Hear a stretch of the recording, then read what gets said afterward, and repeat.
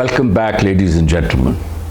We have been discussing, and I'm in conversation with Dr. Pervez Hoodbhoy, his book called Pakistan, Origins, Identity and Future. We are now on to part 4, which he's titled called 5 Big Questions. In the last episode, we discussed his first question. Was partition worth the price? Now we will be discussing with him his second question, which is, what is Pakistan's ideology and does it matter? Dr. Saab, you make the startling revelation that a partitioned India had been suggested in 1924 by Lala Lal Patra of Arya Samaj, a Hindu reform movement. Now, in 1924, we'll put it 6 years before Allama Iqbal's famous Allahabad address, and a full 16 years before Jinnah's 1940 Lahore speech, where he made his demand for Pakistan. Why would Arya Samaj or Raja Lala Rajpat Rai, Lala Rajpat Rai, not Lalpat. I see. Lalpat Rai. Lalpat Rai would demand something like this? Well, there was, after the coming of the British, a deepening of the difference between Hindus and Muslims, and particularly after the census of 1870, which required you to specify either that you are a Muslim or a Hindu, and of course a Christian, but there were very few Christians. And then the Congress Party later on comes into existence 30 years later, and that's the time when the differences, actually 20 years later, that's the time when the differences become larger, and the competition for jobs, then the perennial questions of cow slaughter. And so there's no denying that there was now a growing difference between Hindus and Muslims. And now Lala Lajpat Rai then said that India must be divided into 4, the Muslims must be relegated to 4 provinces or states of India only, Bengal being on that side and other 3 on this side. So this was actually quite remarkable that it was coming from a Hindu. This was then followed up by Savarkar, Veer Savarkar, who then became the great guru of the RSS, and then followed up by Golwalkar. So the two-nation theory, you know, in Pakistan, we all think that the two-nation theory came from Sir Syed Ahmad Khan, Allama Iqbal and Muhammad Ali Jinnah, but it was preceded by the RSS and by the Hindutva. So 1924 is the demand for India now to be put in, Muslims to be put into 4 states. So there's nothing really original about the two-nation theory, so to speak. Yeah, I mean, actually, the way he identifies Lala Lal Patra, he says, under my scheme, the Muslims will have 4 Muslim states. The Pathan province, he calls the northwest frontier, Western Punjab, Sindh, and Eastern Bengal. I mean, this is exactly what actually happened when Pakistan came into being. And he says further that if there are compact Muslim communities, any other part of India sufficiently large to form a province, they should be similarly constituted. So here was a man who was already saying that, if you will, the mother India can be divided between a Muslim India and the rest of India. Well, you're absolutely right that this is very early on, but how much traction did Lala Lajpat Rai have? Very little. He was actually in a conversation with Sir Syed Ahmad Khan. He wrote a number of letters to Sir Syed, to which Sir Syed did not respond. But yes, as a young man, he had been very enamored by Sir Syed. And he actually was one of his admirers, and he said, look, now we've grown up. Now we don't have to be subservient to the British. Why don't we stand up on our own? We are capable of self-rule. And of course, Sir Syed never thought it that way.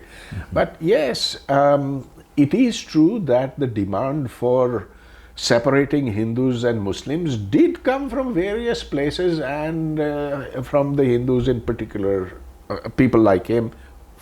But then comes the very influential writings of Savarkar. Yeah. The interesting thing is, you know, this is quite incredible. Savarkar was an atheist. Not a Hindu practitioner by certainly not a practitioner. But the belief was that we are people of this land, and there is such a thing as a Hindu identity. Now, it was amorphous at that time, but thanks to Savarkar and to Golwalkar, and of course to the Muslim League and to Allama Iqbal and Mr. Jinnah, they helped along the idea of Sir Syed Ahmad Khan that there is that Hindus and Muslims are fundamentally different. Against that current was the Congress, headed by Jawaharlal Nehru, who was universalistic in his approach to this, secular, and his fight was not as much with Mr. Jinnah, but with the Mahasabha and the people even within the Congress, people like Sardar Patel. Right. Actually, so you quote Damodar Savarkar, who's the supreme leader of Hindu Mahasabha at that time, from his what you call his seminal work in 1923, published in 23, called Hindutva, Who is a Hindu? And you say, he puts it in almost in bold letters, that a Hindu means a person who regards this land of Bharatvarsha, from the Indus to the seas, as his fatherland, as well as his holy land, that is the cradle land of his religion. So he says that is a Hindu. And then he says that to reclaim Mother India's purity, call for combating the invaders and their progeny. So I mean, it's the language he's using is very hard and very definitive. Yes, Bharatvarsha means that this is a land for Hindus only. Others may live over there, but not as equal citizens. And incidentally, he is very admired. He and Golwalkar are very much in admiration of Hitler. And they say that Hitler dealt with the Jews just right. In fact, I have a quotation over there that I can't recall. Maybe you can find it over there, where he says, yeah, this is exactly what needs to be done here. Okay, that I don't know, but he certainly, you're right about Hitler, the purity of his Aryan race versus, in a way, Savarkar saying the purity of the Hindu race. He says Hindus, he said, constituted a race. And while that certainly had something to do with Hinduism as a religion, it wasn't very much. Instead, Hinduism should be understood as an ethno-cultural category purporting to bring Hindus of all castes within the ambit of a communitarian fold, Hindutva. Yeah, of course, they had a bit of a problem with Dalits. What do you do with them? That's right. But you know, it's very interesting because he gives an answer about who is a Hindu. And he says anybody who lives on this subcontinent. But when this question was asked much later as to who is a Muslim, and this question was asked in court by Justice Munir, who was then presiding over the commission after the Ahmadi riots, and the ulama had been called in to decide on this question. Now, there were, according to the Munir Commission report, there was absolutely no consensus among the ulama. It's not enough to say La ilaha illallah Muhammadur Rasulullah. That's not good enough. So then what is? Well, the different alims had different criteria as to who is a Muslim and who is not. So this is the problem fundamentally in deciding, particularly in a subcontinent where there is so much syncretism, where the boundaries have been blurred, and there was no clear solution to that then. Of course, as one stokes the communal differences, then clarity starts to emerge. But I don't know how much clarity there is among Hindus. There's not much clarity here in Pakistan. Now, would you believe it, that something like half of all Pakistanis, and this is according to a survey carried out by the Pew Global Survey, think that Shias are not Muslims. That is... do you remember sometime roughly the date of that Pew survey? I think this is it is rather recent. It's about 15 years old or so. Right. Yeah. Well, this is the problem, that human beings in their tribalism keep wanting to get purity from a pond which is basically all mixed up. I mean, how do you, the whole human race and everything is, and our genetics and our culture and languages and knowledge, everything flows inside to each other. I mean, it's like trying to find an absolute in a world of relatives. So I think that's... So in fact, we've talked about this before, but if you were to send in your genetic sample to a testing laboratory here in Karachi or Islamabad or Delhi or wherever, they will tell you who your father is, your grandfather. They'll tell you up till 10 generations or more. That's right. But they will not be able to tell what your religion is. No, they can't. By the way, I have gotten my daughter presented me a present to get my DNA tested, and I'd got my DNA tested. And it's very interesting because they call me 92.5% as North Indian or Pakistani. I mean, basically anywhere. And then there are percentages that are European, that are even Ashkenazi Jew.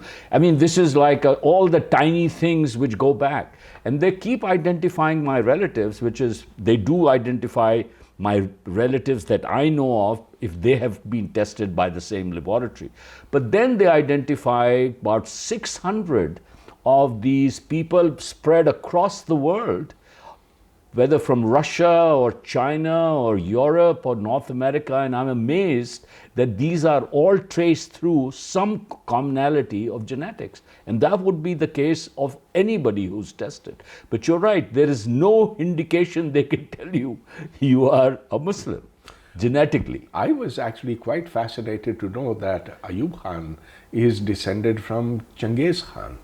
And that was through genetic testing and and a lot of assumptions. So from Mongolia? From Mongolia, yes. Mongolia. So then, contesting the ideology of Pakistan, now is punishable by law. Now that sounds pretty serious. So what exactly is it that we cannot contest? Well, first of all, let me say that you can get up to 10 years of prison for contesting, for criticizing the ideology of Pakistan. It is in the CSS exams where you have to write an essay on the ideology of Pakistan. You have, in organizations like PIA and the steel mill, you are, it says in the fine print over there that anyone who has criticized the ideology of Pakistan is not suitable for a job in this organization. Okay, all very well, but given the severity of this, I'd like to know what is the ideology of Pakistan. And I'm afraid, having searched the documents and having looked for references, I cannot find an official document where this is specified. So you can be punished for a crime, but you don't know what the crime is because you don't know what you have transgressed. Okay, so if you were to ask a question in an examination, a civil service examination, and if the student was to write, the ideology of Pakistan is Islam, he'll get a check mark on that, 10 out of 10 or whatever. All right, but hang on, what does that mean? Yeah. Because Islam means different things to different people, and Islam doesn't really specify all that is necessary for the governance of a state or for even knowing whether a state is properly Islamic or not. I mean, for example, can a woman, Benazir Bhutto, be the head of state or be the chief executive of a state? If this is part of the ideology of Pakistan, well, better specify it. Is the ideology of Pakistan that all that is in the Quran needs to be enforced in letter or in spirit? Well then, what do we do about the fact that interest is how our economy is structured, and in spite of various mumblings and promises and all sorts of things, the country runs on interest, and there's nobody with any kind of a plan that's plausible of doing away with it. Right. It just creates a lot of confusion. Yes. Then there are minorities living in this country, in Pakistan, and hey, we're not charging jizya from them as is required. Maybe it's not required. But shouldn't that be part of the ideology of Pakistan? Right. So what is it that I am going to be punished with? Can we, it's not defined even in our constitution. That Pakistan, ideology of Pakistan is the following, or there's no definition of the ideology of Pakistan. Well, the ideology, it seems, is maybe in contradiction to certain principles if interpreted with people with a certain attitude towards Islam. Right. So, for example, why does our constitution ban slavery? It's not banned in Islam. It's allowed. Why is television, which depicts human faces, allowed to function? And again, we know that iconography, that is depiction of human and animal forms, is forbidden in Islam. As proof, I would say that if you look at Islamic culture, you look at paintings, you look at the Islamic art, you will find very beautiful geometrical figures, but you will never find any human or animal figure. When you say banned in Islam, would it be more accurate to say banned in certain interpretations of Islam? Okay, so this is now really part of the problem. That is it really banned? Or did people think it banned for 1400 years? Mm-hmm. Look also at printing. Printing was considered haram by the ulama, by those who had studied Islam the most and in greatest detail, and it is long after the Gutenberg press had made its impact and that's something like 14th century. Mm-hmm. Long after that printing was okayed, and that was done during the Ottoman period, and so it's just 300 years or so ago that printing was considered okay. It was okayed. Okay, now here's the problem. That's not specified in the ideology of Pakistan. What is allowed, what is not allowed. Yeah. That's somehow, in fact, those are the questions that you ask, and you asked already, whether a woman can be a head of state, bank interest forbidden, are new churches and temples of worship permitted or not, you know. Or can Islamic ideology permit or forbid dictatorship? I mean, the question in a sense is exactly the way we're getting into. Qudratullah Shahab, an Urdu writer and a civil servant. He has the distinction of having served 3 heads of state: Ghulam Muhammad, Mr. Sikandar Mirza, Ayub Khan. And he may also be called as an epitome, in my view, of the Aligarh way of thinking about Pakistan. Now, in his memoirs, Shahabnama, he has a chapter titled Pakistan Ka Matlab Kya. So do you think Qudratullah Shahab is writing the version or only his version of the ideology of Pakistan? What does he say? He is telling us of this slogan which was coined by a very minor poet, Saudai, I think his name was, Pakistan ka matlab kya? La ilaha illallah. And so his whole chapter is on that. And so after a long preamble, they're listening, he and his 2 servants, one is from Kashmir, one is from East Bengal, and they're listening to these, they're listening to Mountbatten, to Nehru and to Jinnah on the radio set.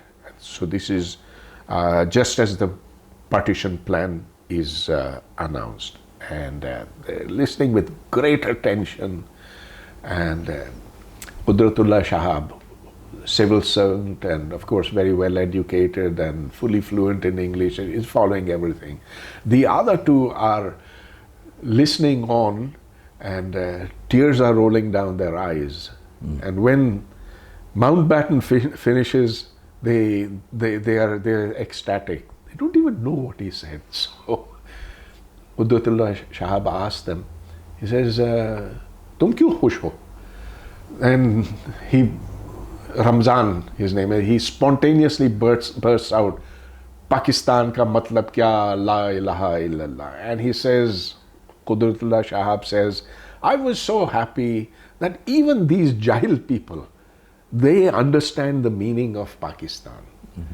And then he goes down and this is according to his Shahabnama, he goes down and he jots down what he thinks Pakistan should be, about reclaiming the glories of Islam and Muhammad bin Qasim coming there, etc., etc. So the point is, and the reason I put this in the book was because the question is, what is ideology? It's a theoretical question, and it's one that we need to understand. Ideology is not about a well-done showing. That is, it's not your worldview. Ideology will not specify all the nitty-gritty. What it does, the real purpose of ideology is to provide motivation.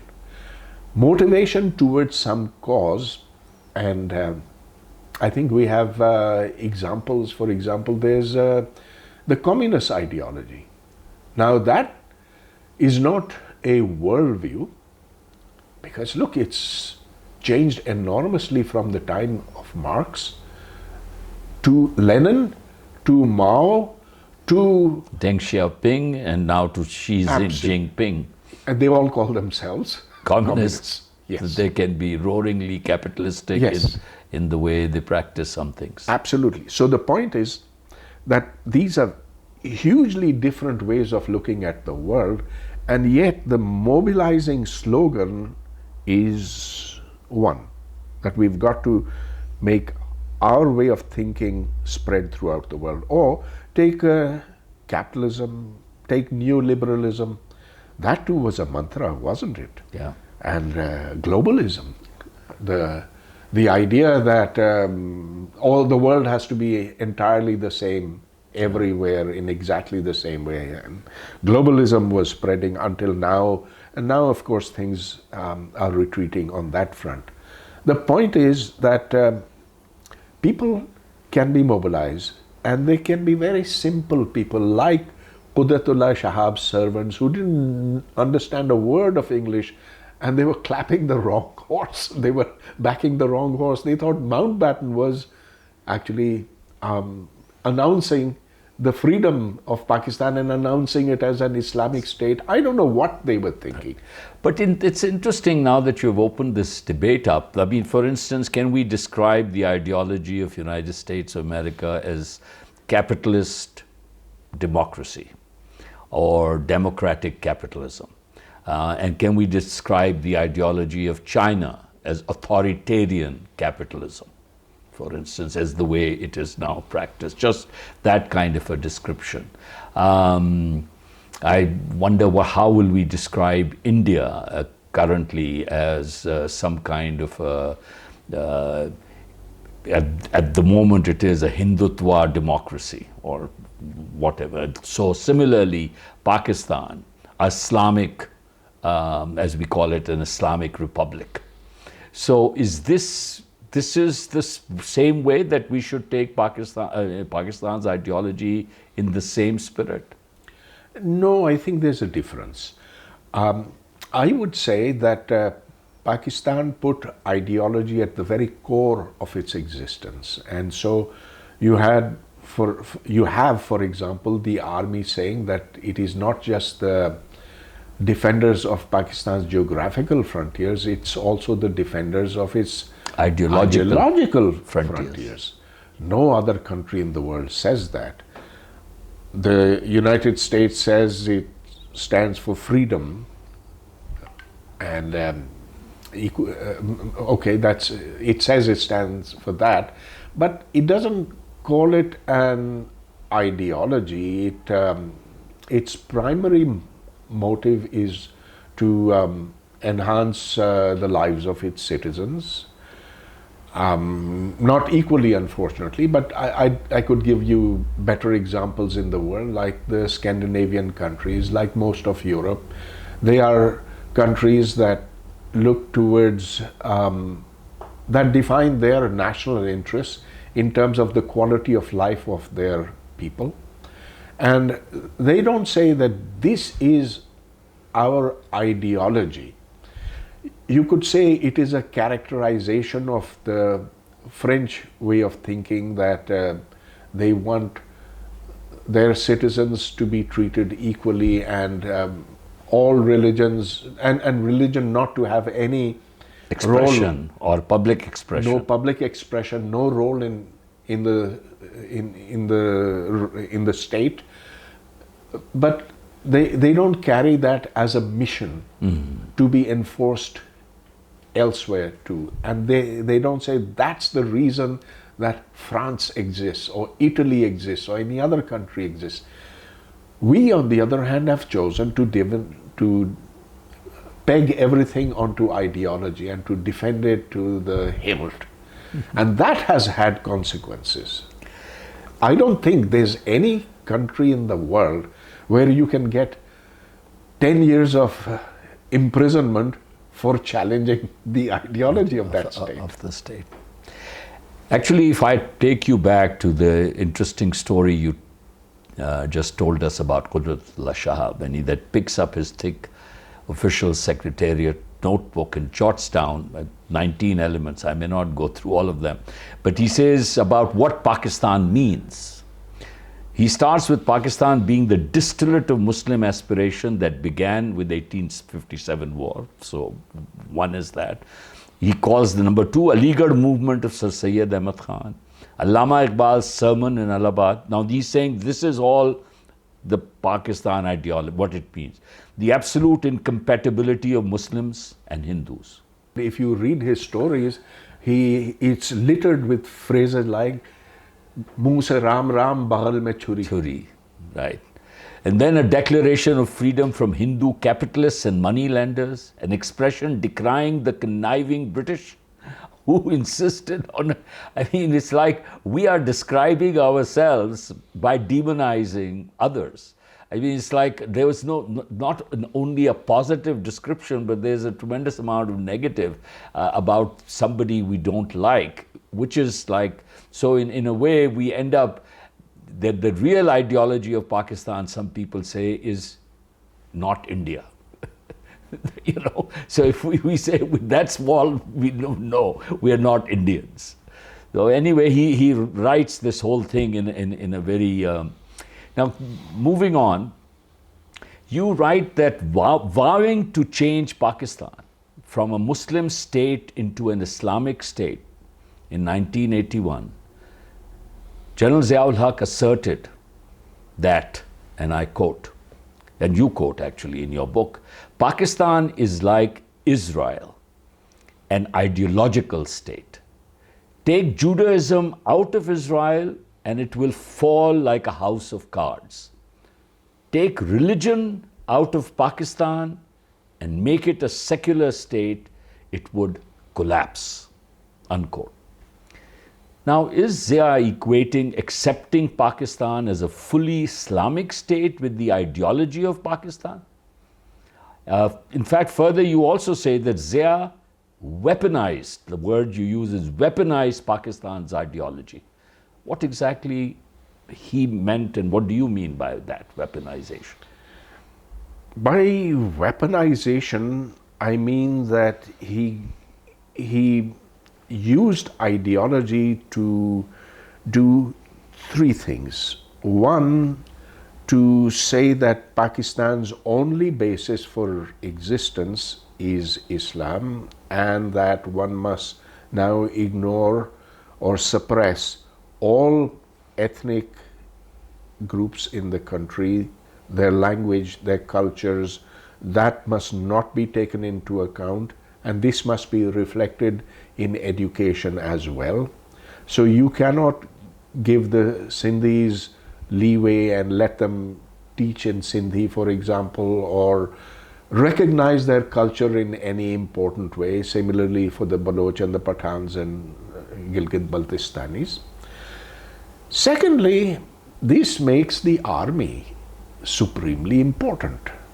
It justifies the need for a large force that has two functions.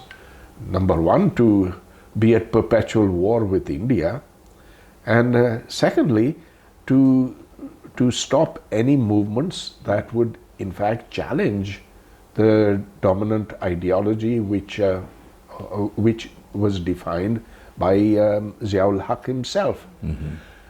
And let's remember over here that Ziaul Haq had in his hands all the powers, and in fact he recognized that the most important thing was to redefine education. And so you refer to it in 1981, there was this directive sent out to the University Grants Commission. I remember the immediate impact of that, because we're not very far from the UGC at Quaid-e-Azam University, and immediately thereafter everything started to get redefined. How history must be taught, of course, a huge emphasis on Islamiyat, how the founding fathers of Pakistan had to be portrayed. So you said Mr. Jinnah had 307 row suits. Henceforth, they were all banished. Henceforth, he would be only seen in a Sherwani clad, yes, and Jinnah cap. Absolutely. And what's even more interesting is that even science had to be redefined. Mm-hmm. So you had this amazing new intrusion, not seen before, that biology has to be taught in the following way. You cannot ask, for example, a class 3 student what will happen if the animal is not given food. You will have to ask the question in the following way: what if God does not give that animal enough food? Okay. Or, and this just takes the cake. You would teach chemistry normally by saying that hydrogen and oxygen, when brought together, will give you water. No. That's not the Islamic way of teaching chemistry. And so there was a book which was put out by the Jamaat-e-Islami, which worked closely with Zia. I remember its title also, कीमिया की तदरीस का नजरियाती पहलू.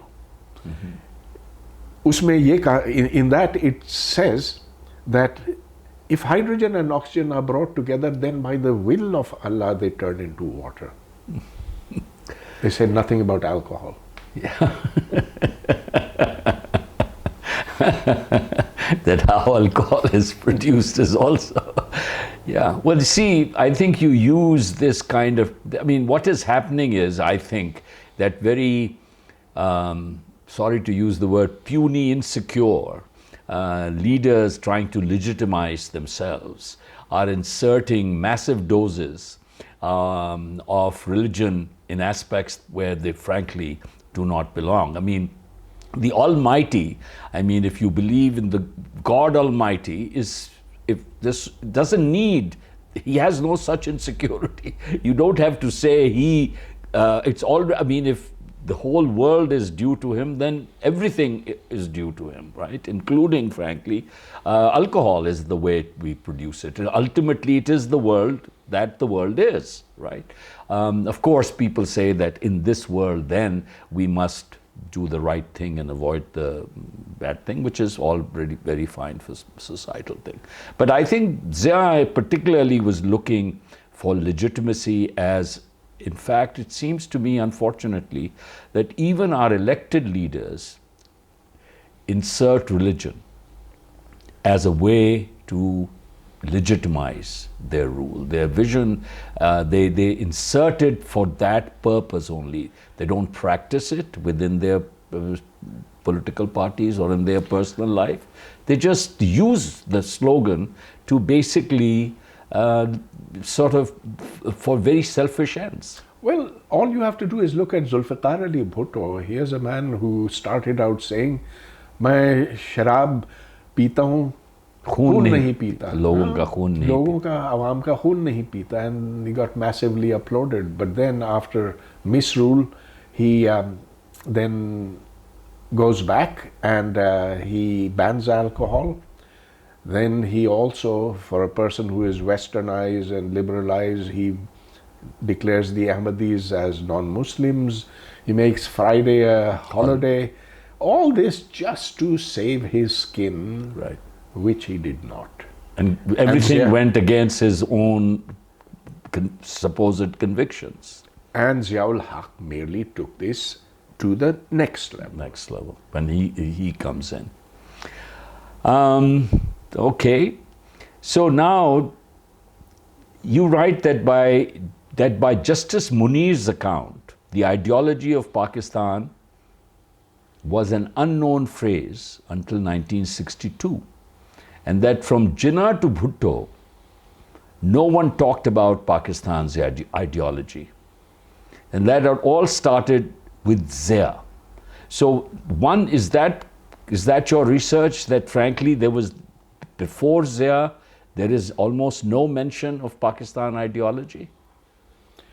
Well, you know, I can't say for sure, but that, well, somebody might have mentioned it. Someone might have said, Pakistan ka nazariya ye hai, ya nazariya Pakistan zindabad, something like that. But in state documents, one does not find it. Mm-hmm. And since these were court proceedings held in 1962, and since this is in a book, I guess I must concede to that. But in terms of historical accuracy, I can't be absolutely sure.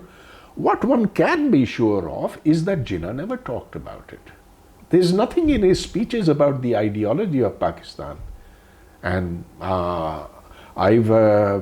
they didn't state, Jinnah or Liaquat, that the Pakistan's ideology was Islam. They might have said that, but then what is Islam? We come back to that. Yeah. That are these 8, 9, 10, 12 things the part of the ideology of Pakistan or not? What is it? Just to say it's Islam, well, then it could be Islam in Iraq or Spain or whatever. Right. I mean, that's right. It would have the minute you begin to define it, you begin to divide people. Actually, it's funny that the minute you begin to define a system that in that sense is undefinable, because everybody has their own version of some things. So now within your big question, what is the ideology of Pakistan and does it matter? You say, does it matter that we have an ideology? What would happen, Dr. Hoodbhoy, if we did away with it? Pakistan would not collapse. In fact, it would probably do a lot better, a lot faster. As proof, I say, let's look at countries around us and at a distance from us. Look at Bangladesh. What is its ideology? Doesn't have one. But ever since it separated from Pakistan, it's doing a lot better, both in economic terms as well as in terms of its society. You know, they've taken out the word Islamic in their constitution. They used to be Islamic Republic of Bangladesh. They no longer are. They're just Republic of Bangladesh. And Prime Minister Hasina Wajid says that politics and religion should never be mixed, even though, then she says, we are inspired by the Islamic values, but politics and religion do not mix. So in a way, Bangladesh is a secular country like Turkey, like Tunisia, like some other Muslim countries. Yeah, countries like Malaysia, which are doing fine, or like Indonesia. What to speak of European countries? They don't have an ideology. Tell me, what's the ideology of the Netherlands? I don't see any. And their GNP per capita is probably 20 times ours. So this fear that if we ourselves become, you know, a non-ideological state, a normal country, we will then, the question people worry about is, well, they'll say, what's the difference between you and India? Why don't you go back and merge with India? Is that a real fear or a totally misplaced fear? It's a misplaced fear, because I don't think there's a desire on the part of India to take over Pakistan, and there's no desire on the part of Pakistan to be part of India again. Maybe partition should not have happened, but now that it did happen, well, they've gone their way, we've gone our way, we need to improve our ways, they need to improve their ways. But we don't need to become one again, and certainly not by force. What we could hope for is soft borders with them. I'd love to be able to go over and meet my physicist colleagues in Bombay at TIFR, in Ahmedabad, elsewhere. That will only enrich both countries enormously. Yes. Trade and that exchange of ideas would only enrich us, actually. You write, you quote the political scientist Keith Callard that he wrote in 1957. Pakistanis are a people united by a common will to be a nation, but they do not yet know what kind of a nation they want to be. And then you say this, in my opinion, captures the essence of Pakistan's dilemma. Pakistan's rulers continue to bewilder the people of Pakistan by dismissing their organic ties to the cultures of the historically formed nations that comprise the country. Instead, they continue to insist that the straitjacket of religious ideology alone can hold the country together. I think you've really, so when you say that we take away the ideology of Pakistan, nothing collapses. Most probably we become stronger, because now we are really sort of emphasizing our organic ties and cultures with each other. Most importantly, Pakistan becomes stronger because now Pakistanis want to remain together. If they don't want to remain together, then you have, then they're not loyal to the state, then they want to break away. Like Balochistan, unfortunately, I won't say the majority of Baloch, but a lot of them do want to break away because they feel they've been mistreated, they feel that their local culture has been suppressed, they feel that they're not given equal status with Punjab, or in fact Sindh or KPK. And so if Pakistan is to prosper, then it has to remain together by consensus. You want to be part of Pakistan, I want to be part of Pakistan. But forget the basis. Forget that we're Muslims or we're not Muslims. After all, there are plenty of non-Muslims in this country. We did drive away most, but there's still a lot of them. And it's very, very important that the non-Muslims of Pakistan, who we actually call minorities, and they don't like being called minorities, they would like to belong to Pakistan as equal citizens and not be slapped with this disgraceful term, minorities. Right. They like to be considered equals. Well, on this note, we come to the end of our discussion of the second of the 5 questions that Dr. Pervez Hoodbhoy asks in his book, What is the Ideology of Pakistan and Does It Matter? And in the next episode, we will take up the third question, why couldn't Pakistan become an Islamic state? Until then, take care.